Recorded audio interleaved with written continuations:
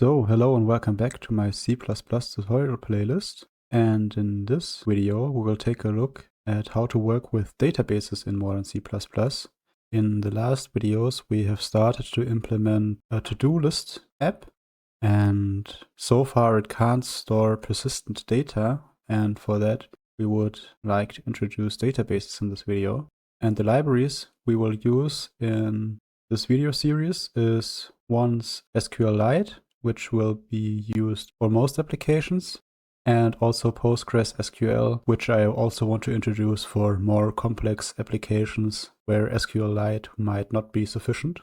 And an overview of this video will be that we first take a look at the comparison between SQLite and PostgresQL, and then we will set up a basic SQLite application using CMake, and then we will take a look at two example code bases. First, an SQLite example, which is our quest tracker that we wrote in the last videos, but extended to store persistent data. And then, as a second, more involved example with some database abstraction logic and so on, we will take a look at my Discord bot, where I am using PostgreSQL as a database. And I hope that will be insightful also. So a quick comparison between SQLite and PostgreSQL. First of all, why did I choose these two? They are both very performant for the application that they suit, and they are both very permissively licensed. There are also other database management tools out there in the industry. For example, Oracle DB is probably the most common one, then Microsoft SQL Server and MySQL or MariaDB and so on. But I found to like Postgres the most. As said, it's very permissively licensed, it works very well and is also very fast. And also, why did I choose SQLite? It's very trivial to set up and is a very great introduction, and for local databases it's very, very fast. And why it's that fast and why it's so easy to use, it's an embedded database that works on a single file, and you just link the SQLite library to it, and you can already work with the database without having to do any database setup. On the other hand, PostgreSQL is a classic client server-based database management system, and that requires to set up a Linux server with users for the database and so on and so forth, and all the networking required for that and so on. So there's quite a little bit of overhead that I don't want to cover in this video series because I want to focus more on the C++ side. But we will take a look, of course, at an example code base where I have used PQXX, which is the PostgreSQL database library. And also here you can spot a problem here with SQLite. It works on a single file, so it has to serialize the writes to the system, so they can't have concurrent writes. And on the other hand, PostgreSQL handles concurrent writes quite easily and scales also very well with concurrent writes. Reads are also concurrent on SQLite, same on the PostgreSQL side. Of course, the reads there have to go over the network. And on SQLites, you have very, very fast local reads because it's a local file. On the other hand, on PostgreSQL, you have more read overhead because it has to fetch over the network. So it has to go over the network. So there's a little bit of overhead, but it's still very performant. Then you have here on the SQL side, of course, you have slow concurrent writes. If you want to have concurrent writes, you have to do that on the application logic. You have to have a mutex on the file and have a queue with all the write operations that write then serialized to that file, or you have to have some logic that sums up these writes and commits them in a single write operation. So that's a little bit tricky here on the SQLite side. On the other side, PostgreSQL, as said, handles concurrent writes quite easily and very fast. Also, SQLite has a theoretical limit of, I think it was 200 something terabytes of data for the file storage. But in reality, it already crumbles down when the file gets too large, let's say more than 100 gigabytes or something, and then it becomes quite slow. On the other side, PostgreSQL handles insanely large data sets very easily, and You can even have clustered Postgres setup that requires some administrative overhead, but it scales very well if you have really large databases. Also, on the SQLite side, a small downside is that you only have support for a subset of SQL supported. For me, that wasn't a problem yet because I'm not really a database engineer, and for me, simple queries are often enough. On the other hand, if you want to have full SQL support, then you need to choose PostgreSQL. Also, on the SQLite side, you have no built-in user access control and no roles or users as you have in classical databases. On the other hand, PostgreSQL has full support of user management and roles and permissions for different databases. And as said, SQLite works on a single file, so it's quite easy to migrate and switch servers. You just have to copy over the database file. On the other hand, the PostgreSQL database server migration is a little bit less trivial, but it's also quite manageable with, let's say, rsync, or just do a database export and so on. There are tools available to make this quite easy as well, but it's not as trivial as copying over a file. Also, SQLite, as you can see, it's a little bit limited in its capabilities, but it also comes with a pro, and that is that it has a very low memory and CPU footprint. On the other hand, PostgreSQL has a higher runtime resource consumption and is thus not really useful for, let's say, embedded development. And of course, you can also use both of these. For example, use SQLite for local user settings, and if you have things that have to be exchanged between users, you can probably offer a REST API or something where you have a different server instance that handles all these requests and has a Postgres SQL server backend. I hope that was insightful and helped you to decide which database you want to pick. And of course, I've quite limited the options here because I really think you don't need anything else for basically all of your applications. I haven't seen an application where you need something more fancy with NoSQL or something. Usually PostgreSQL just does well enough. And for simple applications with a single user or local applications, SQLite is really the best option. And so much for that. So let's take a look at a quick example on how to set up SQLite. Before we're getting started with creating our first example program, I want to show you how you can plan out your database.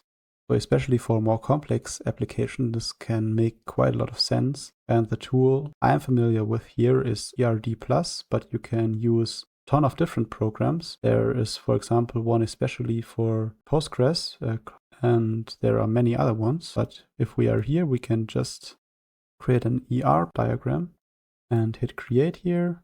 And then we can open it and we can create an entity here and we name it something. And we assign attributes here. User, for example, has an ID and a name. And we can then save that. Go to our diagrams again.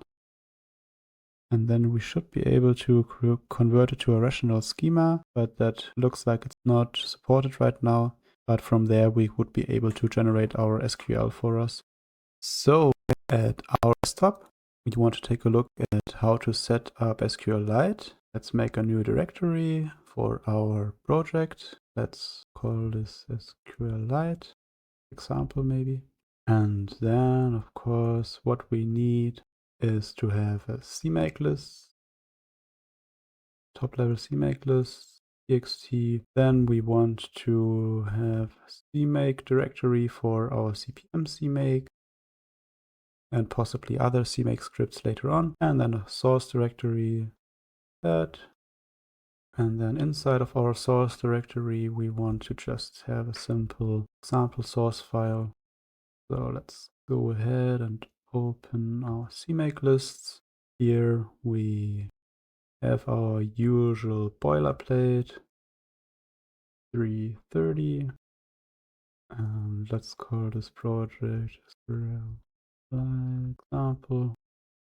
and the only languages we want to use are C++. And let's set the language standard globally 23. And then after we've downloaded CPM CMake, we want to include it. And we have that stored in our CMake directory, and just CPM CMake. And here we just need to add then our the SQLite package using CPM, and we can get this information from GitHub, and I will fill this out later. And we can just name our application something that we want, and we need to provide the source code for the application here. And then we still need to link our SQLite here. Let's take a look at our requirements here. So first we need to link our SQLite library, and then we need to have CPM CMake. Let's first get CPM CMake, and here we scroll down until we find the setup, and that is all the setup that is required. So we go our SQLite example here, and then paste the code from the GitHub directory, and that's already everything. And then let's take a look if they have SQLite as example. Unfortunately, they don't. So let's close out of here and take a look at SQLite DP. They have a top-level CMake list, so that's great. So let's try to add it just over the GitHub repository name.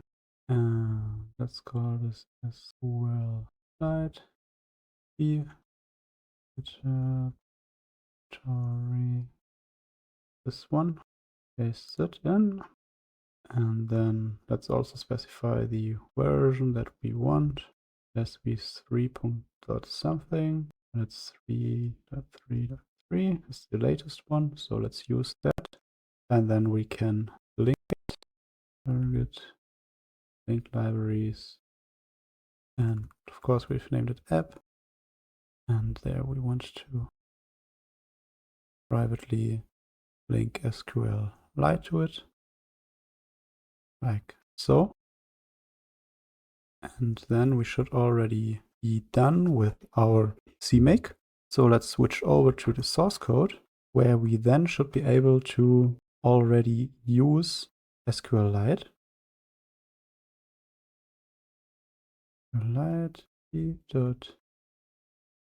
SQLite.cpp.h, I think. And then we can wrap everything here into a try block and catch any exceptions that happen.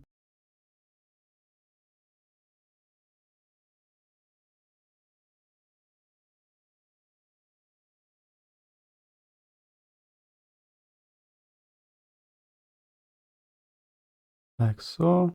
Then let's use something from SQLite so we can check if it links correctly. And the first thing we always want to do is to open a database. And then we need to specify how we want to use the database, like the usual file opening flags.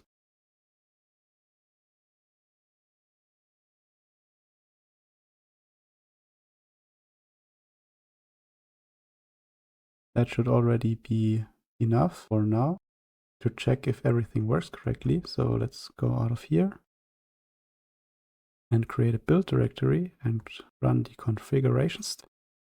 Here it says it failed to check out the tag version 3.3.3, and that's right, because this is not a version tag.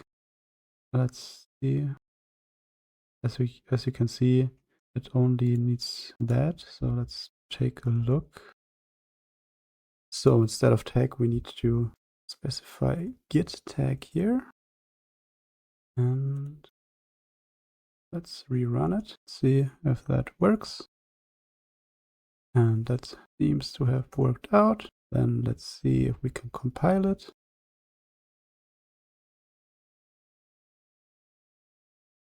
So far, so good. So let's go back into the source here and do a little bit more interesting stuff. So first of all, we can then use the DB object to execute SQL. For example, we need to create a table with this users, for example. And we want to have an ID as a primary key. That is an integer value. And then let's say we only want to have a name value in here, and that is of kind as the type text. And then we can insert some users. And we need to specify the columns that we want to insert data into, and then we want to specify the value or values. So that would be one user, and then we can insert another one. And of course, we can also query data from the database. But for that, we actually need to have a query object of type SQLite statement.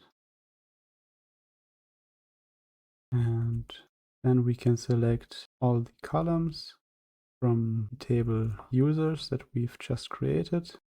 We can execute this step by step and then print out all the data that we received.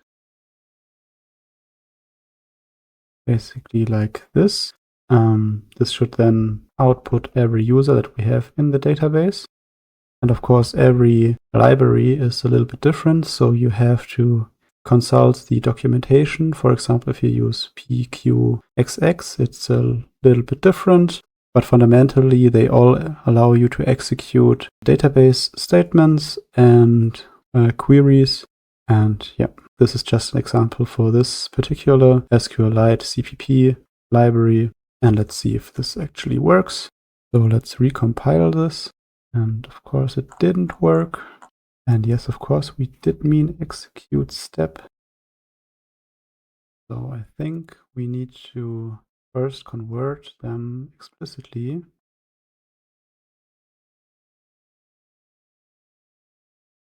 And const child pointer name column 1. Then specify these variables now here. And then now should be in the correct data type so the formatter can work with it. Like so. Let's take a look and recompile everything. Now everything compiled. Let's take a look at the build directory. There's now our app. Let's run this. And as we can see, we now have two users in our database called David and Jasmine. And as we can see, we also have a new database file here. And if we inspect that with, let's say, just outputting it, or let's run strings on it, or string, then you can also see all the information that we've stored there. And this is then our entire database, which can persist our data. So that was the simple usage example. Then we can switch over to our app again and take a look how it works there. And in the last video, we left off with the quest tracker program that looks like this. And I've styled it a little bit to look more modern, but the functionality is still the same. We can enter test here and something, and we can add objectives here. We can remove objectives and so on and so forth. That's what we have. But there's one problem. If we close the application and reopen it, then nothing will persist. And that is not really elegant or not very useful. So for that reason, we will utilize a library called SQLite. And it's basically a serverless database that is self-contained and also requires 0 configuration. That means we don't need to set up any external database or anything. We will just be able to use the library and can basically have a full-blown database, more or less. And for that, all we need to do is to go into our CMake lists. And then here we have our third-party libraries. And there we need to add another one. And first of all, we need to find the library to use. And there's this really cool SQLite wrapper called SQLite3 and we will use that. And as you can see here, a simple setup. And we can see here that it exports the target SQLite3. And we should be able to install it pretty easily using cpm CMake. And that is what I'm going to do here with cpm add package as we have above. And the name of this library is SQLite. Then it is a GitHub repository. And the user is m from bouts. And the repository is SQLite. Then we need to specify the version that we want to use. And the latest version here is 3.3.3. So that's what we're gonna use. And then we specify some options. And for that, we can take a look into the CMake lists here. We don't want to do this, for example.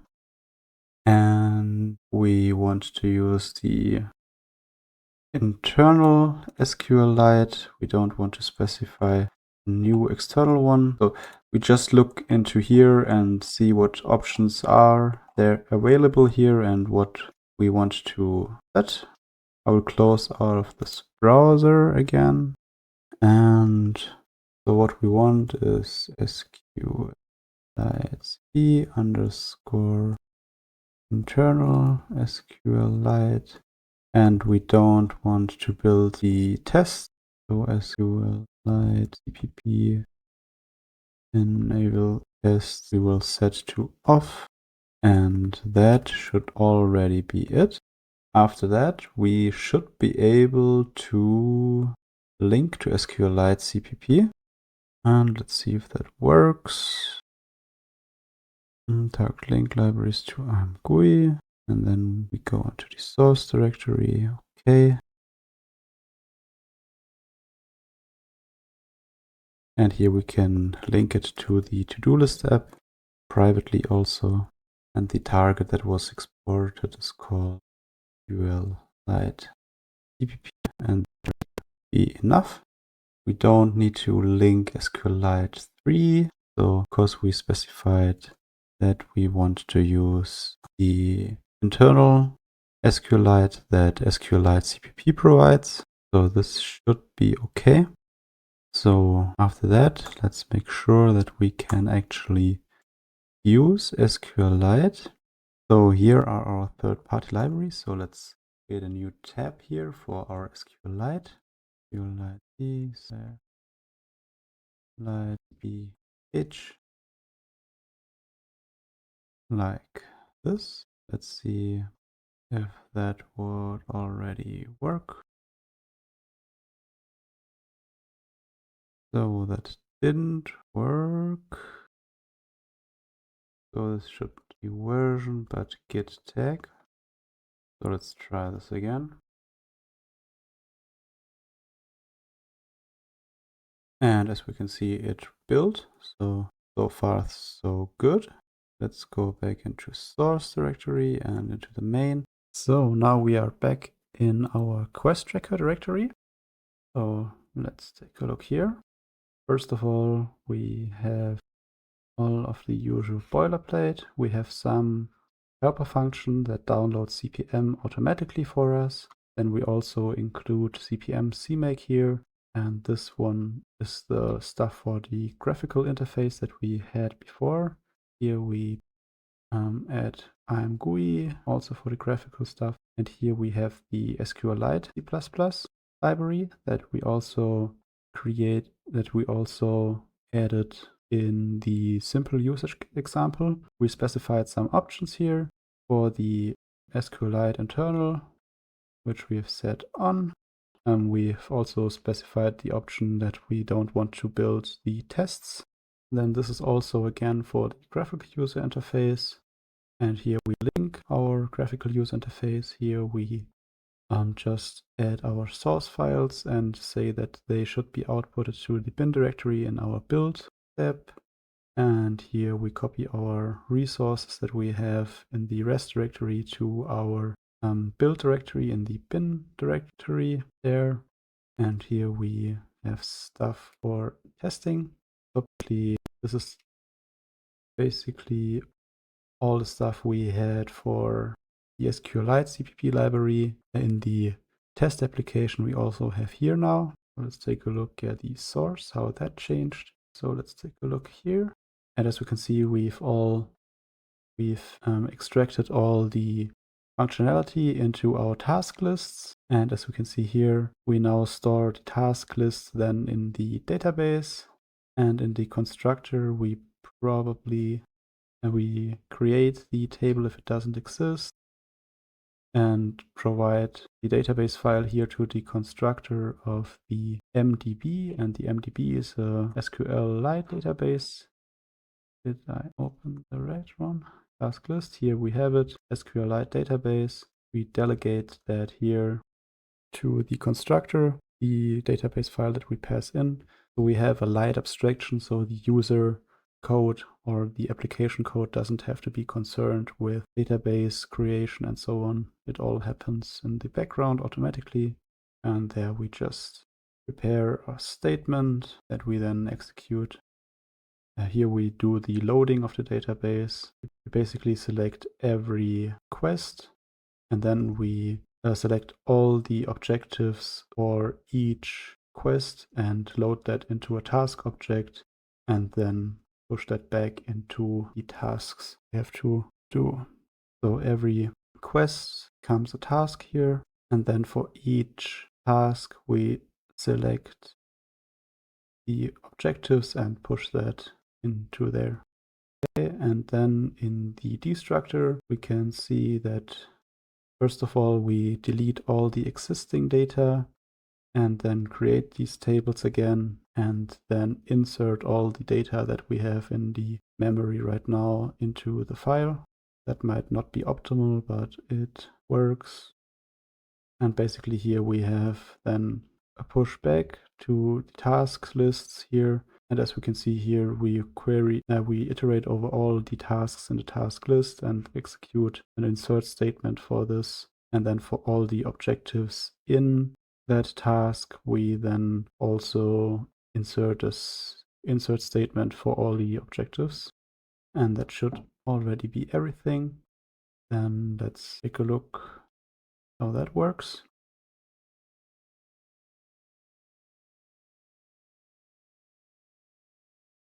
So after that is done, compiling successfully, then we take a look at the build directory again. Go here into bin directory, and as we can see, we have our to-do list here. Let's remove the quests for now, and then open our to-do list app. So let's see, we have an assertion error here. Take a look why that is. And now after Valgrind has finished running, we can see the stack trace. So let's see what the issue there was in line 311. And here we basically have the quest ID. So let's take a look what we need to do there. App state quest, get task, empty. Then we want to initialize that with 1. Otherwise, we will initialize it with the back ID and then +1. So that should already fix our issue here. And we'll cover this also in the next video in more depth, how to debug and analyze and make sure that your code quality is okay. So let's go ahead and recompile. Then rerun our to-do list app. Now that our bug is fixed, we can see the window here. We can already create a new title. Let's call this database thingy and provide a description. And of course, we should also test some objectives, do thing. And let's make this a side quest. Then do another thing, make this as main quest.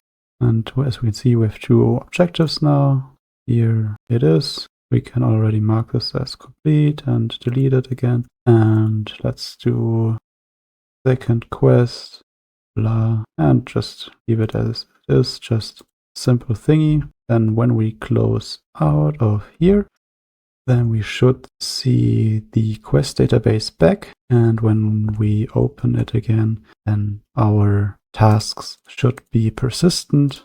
Just to test this out, we can mark this as complete and or delete this one and create a new one, maybe test quest, and then exit out of here again, open it again, and as we can see, it is persistent, so that it's actually useful now. And the code for that is, of course, linked in the description on the to my GitHub account, where you can read our source. Feel free to use this as an example code and use it as a template. I think that already concludes our first little project, which is now a simple quest tracker with a persistent storage. It's very simple, but yeah, this would be our first project, I guess, and I would mark it complete at that point. So let's now jump over to a more complex example, which would be my Discord bot, which is also written in C++ and uses PostgresQL as a database. So now let's take a look at a more complex example, which is my Discord bot. And I've already opened the GitHub site for it. And when we scroll down here, you can see the architecture model. And this is basically the idea that we have external dependencies that are coupled away by an abstraction layer. So the bot only interferes with a core library that offers all the core functionality like database access. DPP is the library I use for interfacing with the Discord API, and the standard C++ library, which basically gets unified here in a core library that offers all the functionality. So a database or the library should be easy to swap out, at least in theory. This isn't the cleanest example of doing this. I have some direct dependencies here to the libraries, but the whole idea is basically to have an isolation here to offer for the bot, and that bot offers then functionality to interface commands. And until here, everything should be stable and basically used as, if you're familiar with a game engine, for example, this should be used as a stable core that you can build on. And when you add new commands, then you just interface with this layer and so on. And as you can also see, we have a bot library that has then all the functionality in it. And there then are 2 executables that are built from it, which is the bot executable and the unit test executable. And as you can see here, we have here a database layer that should abstract the database usage from PQXX away, so that the core library doesn't have to directly interface with PQXX, but already has an abstraction, which is the database layer. And yeah, so the database library should be relatively easy to swap out. Yep. And this is how the dependency graph currently looks like. This is automatically generated. As you can still see the architecture here, but it's, as you can see, it got a little bit messy. It's also too small to read right now, and I'm not sure how to make it bigger. But yeah, so much for that. So let's jump into the code and see how it looks there. So if we now take a look at the source code of the bot, then we can take a look at how the database is encapsulated, or the database library is used and encapsulated. There we have to go to source, then bot library, and then bot core database. And in here we have the database class that is an abstraction. But let's take a look at the interface first. As we can see, here we have a basic interface for connecting to a database and to execute a query, also to execute a select statement and execute a select all, which returns an abstracted row adapter. So as you can see, none of the underlying database types are exposed here, but we introduced our own there. And here in the database backend, we have the platform specific code. As you can see here, we have a direct dependency on PQXX, which is the Postgres library. And here we have some type definitions, so we don't expose the internal database names, database types out to our bot library. And then we can use these internal types that we have here to switch out the database engine more easily later on. And how this database is used, we can check that in commands. For example, if we have here our resource commands, we have then here the command logic that is not interesting for us right now, but in the repositories we have then a resource DTO, and that defines how the object looks like in the database. And then we have a resource repository, and that basically specifies how all the CRUD operations are handled for this object type. So every row we have in the database usually corresponds to one of these DTO types. And in here we then have a dependency on our database abstraction layer, where we here have all the implementations for the CRUD operations. So as you can see here, we prepare our statement here and then pass that in to our abstraction, our database abstraction, and then execute the query here. Here, all the arguments for our statement get passed in, and the database layer handles that then for us and passes that on to the specific library, in this case PQXX. Same goes here for remove, and I don't have implemented that yet, but here is, for example, a filter functionality where we also pass in our query to select all. And as you can see here, the abstract adapter, basically this select all returns an abstract DTO type, and in this abstract DTO type we can extract the information for our resource DTO type and fill that in. And after that we have a vector of our concrete resource DTO. Probably this could be done a little bit more elegantly, but this is what I have right now. And here we can easily build with CMake again. And let's run a debug build. And then we can go into debug. Inside here we have our droplet binary and also all the connection details and debug server certificate and so on for local testing. We can see the REST server is running locally. And also here we get a response from the Discord API, but here is a rate limited place, so for some reason we get rate limited here right now. But as you have seen, the bot exposes a REST API. The REST API then is the backend for this website for the bot. Here you have an overview of all the functionality of the bot and a small explanation video and so on. And here under resources then you have access to the database also, because the bot exposes the REST API, and we can also make requests here from JavaScript from our browser to the bot and query information. And we can filter things here, and this is all handled then by our database layer. Also, we have a small leaderboard or some other commands where you can collect points using the bot. And of course, when we are using Postgres, we also need to have a server. So let's log into our server here. And here we can see we have the droplet bot running, and we also have the output here of our droplet bot. And of course, we also need to have a Postgres server running, and this one is running here. There are plenty of videos on other channels where you can check out how to set up a Postgres server, but this goes a little bit out of scope here for this video.